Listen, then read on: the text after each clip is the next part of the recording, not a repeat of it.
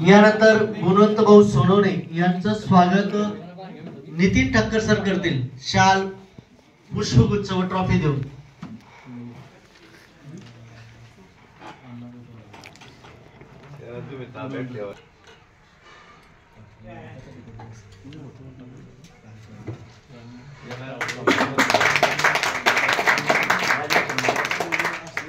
मी नमस्कार करतो आणि शुभेच्छा देतो. सर्वांचं स्वागत.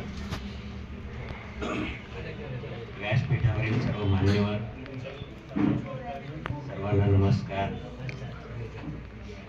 आपण जे क्षेत्र काटेरी आहे, आपली प्रतिमा आपण कशी तयार करावी हे थोडस विचारपूर्वक करायचं असतं.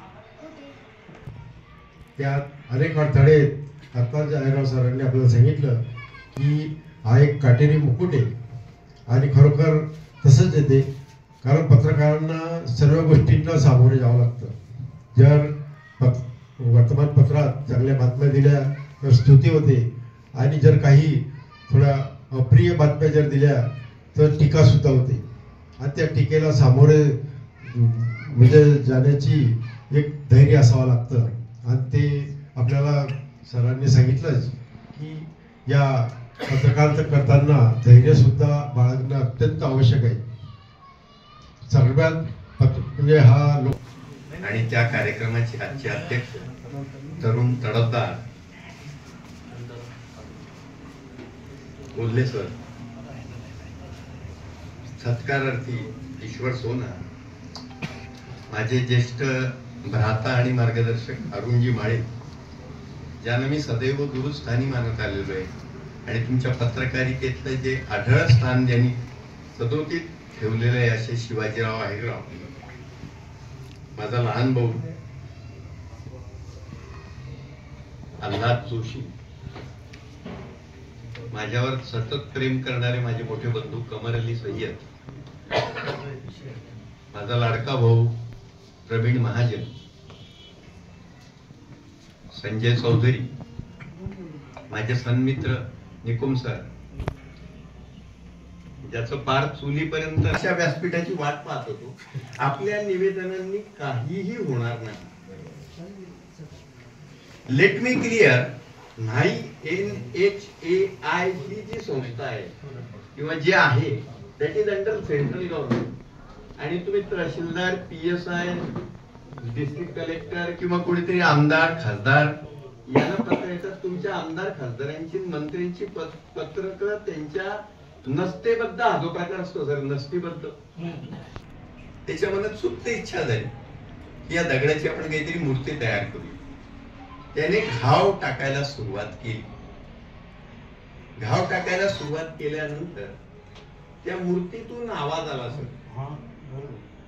त्या मूर्तीतून आवाज आला. ती मूर्ती आपली मूर्ती म्हणण्यापेक्षा दगड अपूर्णच होत ते. त्या दगडातून आवाज आला. तो पाझरायला लागला, तो रडायला लागला. मूर्तिकारी शेवटी माणूस का रडतोय? अरे मला वेदना सहन होत नाही, असह्य वेदना होत आहेत, मी सहन करू शकत नाही, माझ्यावर दया कर. मूर्तिकाराने काय केलं? मूर्तिकाराने तो दगड अपूर्ण स्थितीत तिथं सोडून दिला. मूर्तिकार आहेरराव सरांसारखा जिद्दी होता. मी तर मूर्ती बनवणार, तू नाही तो और सही. अजून थोडं पुढे गेला. पुढे गेला त्याला दुसरा एक 10-15-20 फुटावर एक दुसरा दगड मिळाला. तो दगडही बऱ्यापैकी होता. त्याला घाव घालणं, त्याला आकार देणं फार नितांत गरजेचं होतं. मूर्तिकाराने हातोडी शिनीने आपलं कसं, आपली सामाजिक बांधिलकी, आपण ज्या कर्तव्यासाठी जगात आलेलो आहे ती कर्तव्यपूर्ती करताना इमाने इतबारे त्या दगडावर घाव घालू लागला. शोधक डोळे होते, शोधक नजर होती. तो पाहू लागला या दगडातून काही पाझर, काही रडू, काही आपण पाहतो ज्या वेळेला आपल्याला अति तीव्र वेदना होतात, एक कंपन वेगळ्या तऱ्हेचं येतं सर अंगात आणि ते आपण सहन करतो. त्या दगडाने ते सगळे घाव निमुटपणे सहन केले आणि अखेरीस त्या मूर्तीतून, त्या दगडातून एक चांगली मूर्ती तयार झाली. ती मूर्ती स्थानापन्न करण्यात आली. स्थानापन्न केल्यावर त्या मूर्तीचं त्या ठिकाणी मंदिर तयार झालं. लोक हजारोनी दर्शन घेऊ लागले. तुम्ही म्हणाल वेडा माणूस आहे हा, काय शिकवतोय म्हणून. कहाणीचा मतितार्थ लक्षात घ्या. मूर्तीचं दर्शन घेतात, पाया टेकतात आणि नारळ मात्र त्या पहिल्या दगडावर फोडतात जो अपूर्ण सुटलेला होता. माझं म्हणणं आम्ही करत होतो. अतिशय दोघा मान्यवरांनी आपल्याला सर्व मुद्द्यावर जवळपास हात घातलेला आहे त्यांनी, आणि त्यातून आपल्याला योग्य तो संदेश मिळाला आहे असं मी समजतो. आजची पत्रकारिता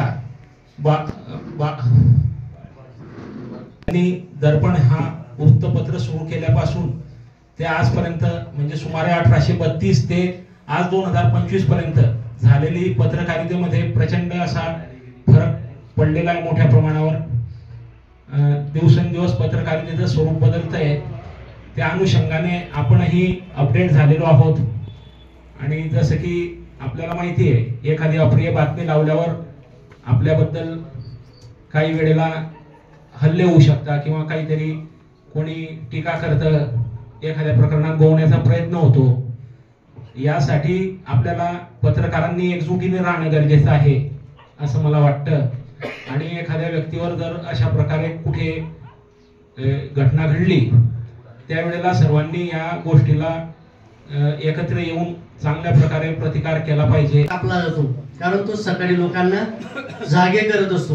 समाज व्यवस्थेमध्ये जागे करण्याचे जे काम करत असतात त्या लोकांना नेहमीच धोका असतो. परंतु मला म्हणावंसं असं वाटतंय, जो संघर्ष से कभी परिचित नहीं होता इतिहास गवाह है. जो संघर्ष से कभी परिचित नहीं होता इतिहास गवाह है. वो कभी चर्चित नहीं होता, वो कभी चर्चित नहीं होता. यानंतर कार्यक्रम झाला.